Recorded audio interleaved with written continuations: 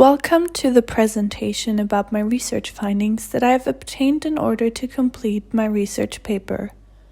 The research question I came up and worked with is the following.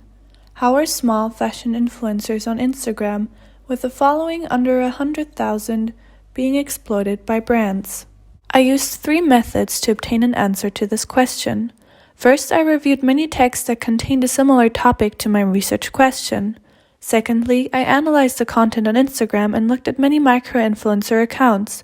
And lastly, I prepared an influencer questionnaire that I sent out to the influencers to learn about their personal experience. When analyzing the literature, there were many concepts and ideas that were beneficial to implicate answers from my research question, but usually showcased the bigger issue around the topic of self-branding and influencer marketing. Nonetheless, they provided a good overview and gave me an insight to this topic, which helped me understand everything better. When analyzing the content on Instagram, there were some characteristics and aspects that caught my attention. Almost all of the micro-influencer profiles that I looked at worked with brands, which shows that you do not necessarily need a large following to participate in collaborations, and it is very common under micro-influencers to do so.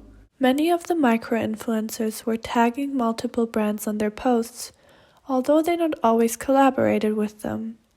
This is because they might get reposted by the brand, which allows for a bigger reach and more attention, but it also gives the brand tons of free advertising, as the influencer paid for the goods themselves. The image of a seemingly perfect life is represented on the individual platforms.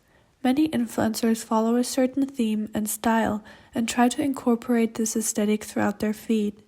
But in the end, this just shows how time-consuming this business is for the influencer, as they usually have to post and be active multiple times a day. When asked about if they ever experienced any negative behavior from a brand, the answers differed depending on personal experience. One recalled that indeed one time she didn't get any compensation, although her picture was used for a campaign.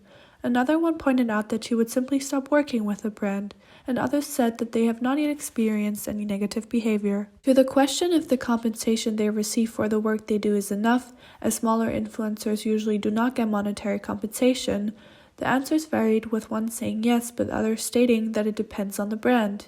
One micro-influencer believed that the work she does is similar to that of a big influencer and should therefore be paid as well. When asked if they believe if it's necessary to work with brands in order to grow on Instagram, the majority of the influencers said that it is not a necessity but definitely makes the process easier, because the brands might repost them and widen their reach, and on top of that, giveaways and promotional codes are attractive for their followers and keep them engaged.